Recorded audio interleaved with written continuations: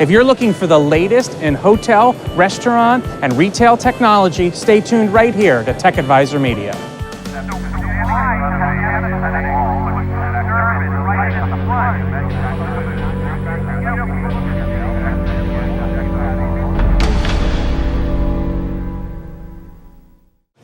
Hi there, Rob Grimes with Tech Advisor Media here at HITEC, and I'm here with Doug Rice of HTNG. So Doug, why don't we start out with what's HTNG? Because a lot of our listeners may not, a lot of our viewers may not have been totally familiar with it. We're a nonprofit trade association. We serve the hotel industry in the technology space, and we work through collaboration and cooperation among the hoteliers and the vendors to solve technology problems in the industry. We publish standards, we do best practices, design guides, cover everything from software to hardware and wiring in hotels. On a global basis? On a global basis, yes. And so how's the adoption rate been between suppliers and then the operators?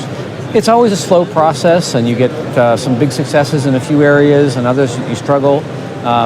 People don't rewrite things with standards just because the standards were published. They rewrite things because they have a business reason to. So it takes time, once you publish them, for the different players to have the economic reason to actually adopt standards. And how long has HTNG been around? We were founded 12 years ago, in 2002, and we've been active for about 10 years.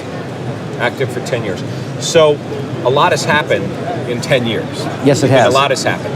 So I guess when you take a look at standards and you look at technology integration, that's changed as well.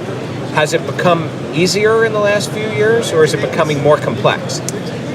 The applications are becoming more complex, but the technologies are becoming easier. And I think one of the things that we're seeing in our industry that we very much welcome is the development of some ecosystems of cooperating vendors, and they're built around platforms that are provided often by large players from the broader technology world. And in the old days, some of them developed their own platforms. Yes, they did. So that's no longer, that's sort of off the table. It's not an issue anymore. Nobody can afford that anymore. Right, so that does make it easier. But then you have a lot of smaller vendors who it's easier for them to get into the market. Do they find out about you right away, or do they just sort of come upon you when some company says, hey, you really need to be part of this standard? It's a bit of both. The ones that take a more methodical approach to entering the market will generally find us pretty quickly. If you were to Google hotel technology, we'd be the first people that you would see, and they'll come and look and see what this is all about. But there are a lot of others who are kind of living hand to mouth and developing products for the customers that they have, and they may not hear about us until they get to a customer that wants what we do. Right now, it is hotel technology next generation. That's correct. Not hospitality technology next generation. Now, was that intentional, or? Not really, but we did want to focus on hotels. Our founders were hotel IT executives. We're governed by a board of directors of hotel CIOs. But we don't exclude other sectors. We've had casinos, we've had cruise lines involved. We have some companies that are involved in the event space. We have some companies that are involved in the restaurant space. But our focus has always been hotels. But if they're involved in the restaurant space, it's really they're involved in the restaurant space in hotels, in or around hotels. There are some that are involved in have both hotel businesses and restaurant businesses, and they may be involved even more on the restaurant side. Internationally. Yeah, especially internationally. Group companies that do that. So let's talk about food service, because we work in the food service space. So what's the vision, or how do you see your intersection on the food service space going forward? Well, there are clearly some areas of overlap between what we do in hotels and what restaurants do. As you say, hotels have restaurants, so there's that obvious thing. Point of sale is a point of overlap. Materials management, procurement, and all the things that would go into a restaurant. We haven't focused as much on those areas because they tend not to be on the dockets of the CIOs and beyond maybe the point of sale system in the hotel industry. But we do believe there's overlap, and we're very much believers in that where you overlap with other industries, you should be sharing things, collaborating with them, and not competing with them. So we work with many other organizations throughout the travel and hospitality and hotel business and other even buildings business, standards organizations that we work with to avoid competing. Well, now you and I have been talking quite a bit about since about a month ago, since the NRA and before that, about the formation of the International Food and Beverage Technology Association, the IFBTA. So, what advice would you give, since the IFBTA and I have been looking to you for guidance, what advice would you give as far as where you think food service operations can go in the area of standards? Well, food service, I think, has some great standards that they already can leverage, ARTs and so forth, but there are always gaps. And to answer that question, I probably have to understand more about your ecosystem of vendors and operators, and understand where the pain points are. We've always focused on finding pain points and trying to address them. And standards are actually a secondary goal for us. They're not the end game. They're the way that you get to the end game, which is to get solutions. Right. So we always focus on how do we solve the problem. Is it a standard that's necessary? Is it a best practice? Is it simply understanding how to buy? If you start from what's the business problem and then work backwards to what do you need to do to solve it, and how do you engage the companies who can solve it? Because we don't solve any of these things ourselves. Right. We just enable the operators and the vendors to solve them cooperatively. Well, I'm going to guess that in the early days, when you guys were first getting started, that people had a long list of things that they needed covered, and you saw a need, it's something to do. Now, in today's market, you almost have to, now you got to take a look at what's going on and predict the future. You've got to try to be ahead of the game. So, in your vision, because you have your finger on the pulse of this, and you're here at HITEC, you see all the things here. What do you think is the vision for the future? What are the key trends and things that you believe that you need to look forward at?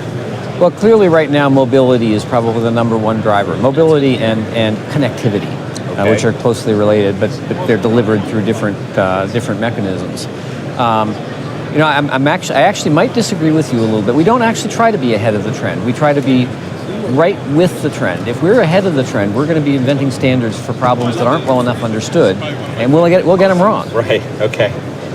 But you do need to be able to identify what might become a trend versus a fad. Absolutely. We're always watching. Predict on that, right? Because you can get in today's world, you can get all these suppliers who weren't even in the industry, thought they had a great idea, and they come into the industry, and now all of a sudden, if they make a hit, it's something that needs to be worked with. Yeah, we always do watch the trends, and one of the great things about the collaborative model that we use is that we have experts from all these different areas in the same room. So they're helping to guide you on that. And when I see that they're all agreeing that technology is going a certain way, and they all tell us that their companies are investing, in some cases billions of dollars in new technologies, because it's the mega players in many cases that are developing these things. If I hear that Cisco and Microsoft and IBM and Oracle are all behind some particular new technology and investing billions of dollars, I know that's going to happen. Then it's going to happen. We watch those things, of course.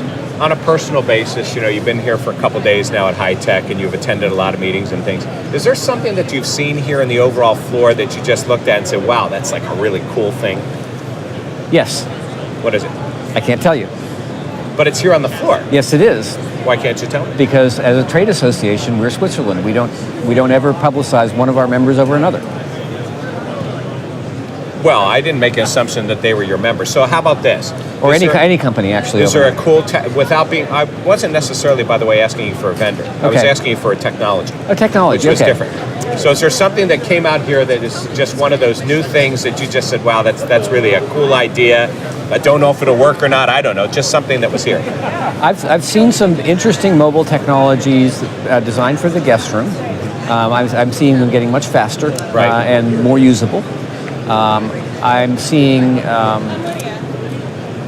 very interesting things happening in the wireless space. They're more at the infrastructure level and the propeller head type of thing that I'm never going to understand, but it sounds good, and I trust the people who are telling me, and the fact that it's multiple companies who are telling me these things. As we move in the wireless standards to the next generation of wireless, the whole experience should get a lot easier. We're starting to see a little bit of that now, actually starting to show up in products. Okay. I'm looking forward to the day when you can walk into a hotel or restaurant with your mobile device and not have to go through a splash page to authenticate. And that's coming. That's coming. Just connect. Okay, so on a personal basis, so what's the one technology thing that's out there right now that you just wish that you could just put in your pocket or put in your hands that you need to get? Is there something on your wish list? You know, everything's on my phone. So do you have the right phone, or is there a phone that you wish that is your next generation? You're always looking for speed and features and functionality and so forth, but I'm so tied to my phone today. It does most everything that I want, and And how often do you upgrade your phone? Is it an annual thing? Every year or two. Every year or two. It's not that I use the most advanced features. It's just that it does everything that I need to do, and the more things that go on it, the less I have to carry other things. I haven't really needed anything other than my phone all week. Great. Well, good. Well, thank you very much, and thank you for spending some time with me and with our audience. And Rob Grimes for Tech Advisor Media here at HITEC with Doug Rice. Thank you, Rob.